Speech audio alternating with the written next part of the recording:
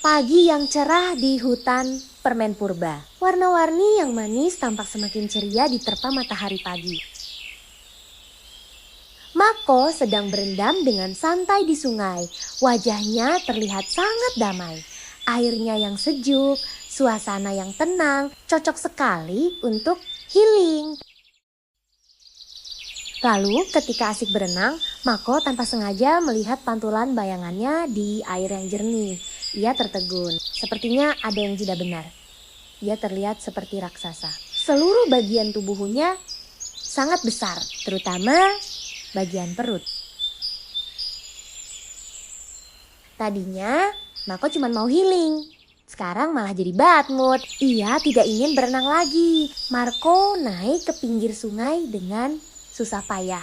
Menyadari memiliki tubuh besar membuat Mako seketika merasa lebih berat dari sebelumnya. Mako mulai overthinking lagi. Perut buncitnya membuat ia tidak lagi tampan. Dinosaurus tidak terlihat imut dengan perut buncit. Lalu bagaimana jika perutnya semakin dan semakin besar? Pertama sebesar rumah, lalu mengalahkan gunung. Mako mulai berdebat dengan dirinya sendiri. Itu mungkin bukan lemak, itu hanya kulit yang melar. Dirinya sebenarnya tidak segendut itu. Namun, tatapan Haku padanya ketika ia mencoba menghibur diri membuatnya ragu. Iya, mungkin memang sangat gendut.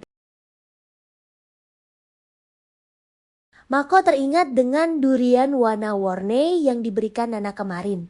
Rasanya manis dan sangat enak. Mungkin itu penyebab perutnya menjadi buncit seperti ini. Mako jadi panik. Tapi itu kan kemarin, hari ini ia bahkan belum sarapan. Bagaimana mungkin makanan kemarin membuatnya sebuncit ini? Lalu setelah sarapan nanti apa ia akan semakin besar? Mako tidak bisa menerima kenyataan. Ia adalah dinosaurus, seharusnya ia juga punya metabolisme dinosaurus. Tapi metabolisme dinosaurus itu seperti apa? Dari kejauhan, Nana yang baru saja selesai mengumpulkan buah-buahan melihat Mako menjadi murung. Nana memutuskan untuk datang menghampiri. Nana berjalan memutar untuk menyeberangi sungai dan tiba di tempat Mako. Ia membawa buah-buahan dengan wajah ceria. Dan pastinya ada durian lagi. Ia menyapa Mako yang sedang termenung sambil bercanda. Mako lagi ngapain? Lagi latihan jadi patung ya? Mako sedikit terperanjat mendengar suara Nana. Ia memang sedang melamun.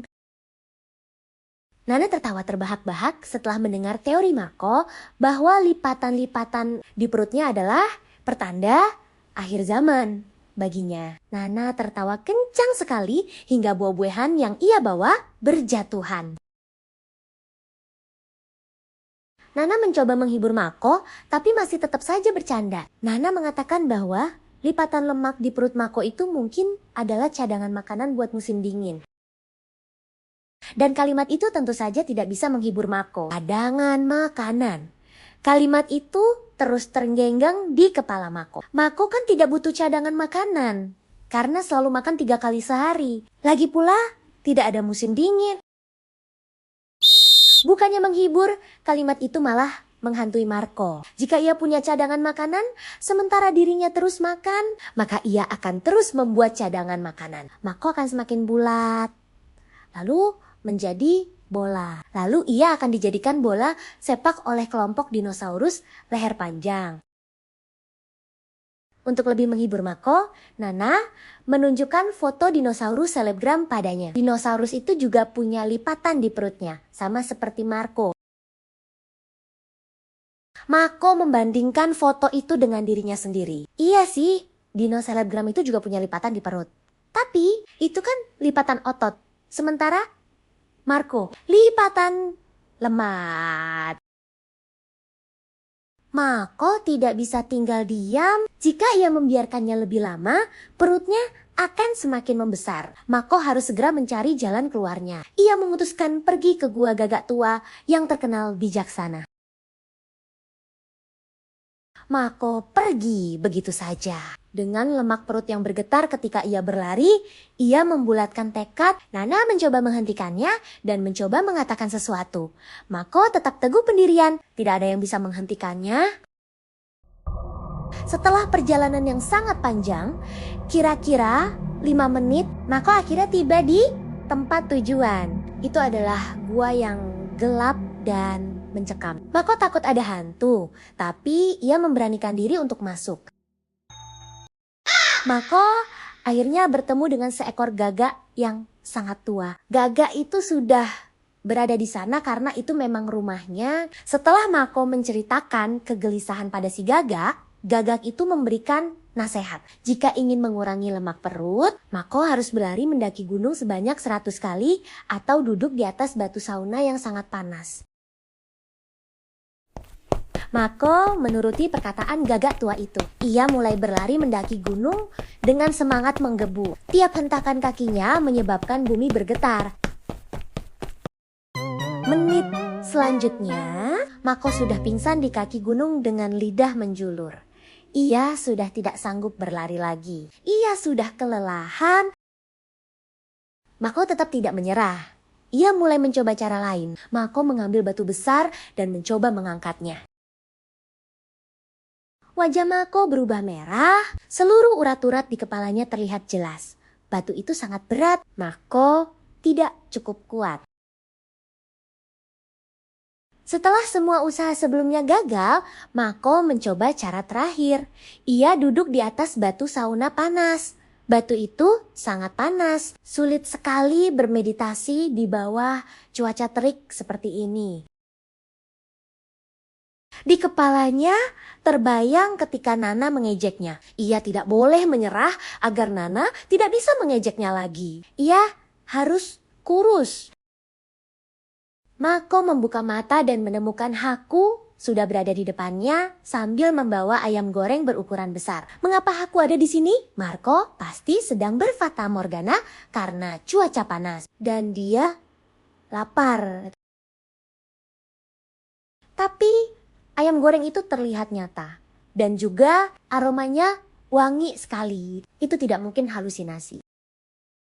Mako menutup hidungnya yang tidak seberapa itu rapat-rapat. Ia tidak boleh terpengaruh. Apakah itu oleh Haku atau ayam goreng? Mako memarahi perutnya. Diam kau monster lapar. Kita harus kurus. Mako sudah mencoba berbagai cara, tapi perutnya malah minta makanan. Matahari mulai tenggelam. Hari ini berakhir sudah. Hari yang berat bagi Mako. Langit tampak mulai berubah warna, menjadi warna ungu tua yang aneh. Mako terduduk kelelahan. Seluruh tubuhnya bergetar karena lapar dan olahraga ekstrim. Mako lelah, Marco lapar.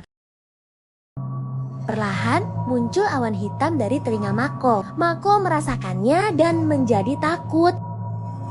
Awan itu tumbuh semakin besar dan besar. Lalu memiliki denyut. Awan hitam itu menggumpal seperti bola asap di depan Mako. Mako ketakutan. Ia mencoba memukul awan itu, tapi tangannya hanya berlalu menembusnya. Itu hanya gumpalan asap. Mako tidak bisa memukulnya. Awan itu perlahan membentuk siluet dinosaurus yang kurus, tinggi, dan memiliki mata merah menyala.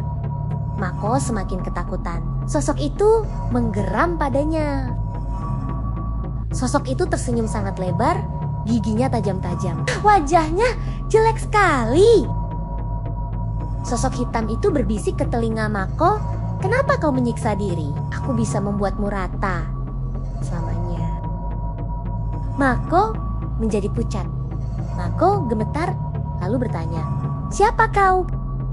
Sosok mengerikan itu menjawab, "Aku adalah Shadow Mako. Aku adalah kebenaran yang kau sembunyikan di bawah lemakmu." Tangan bayangan itu menyentuh perut Mako dan tiba-tiba lipatan perut itu bercahaya hitam. Bersiaplah untuk perjanjian gelap part 2 segera.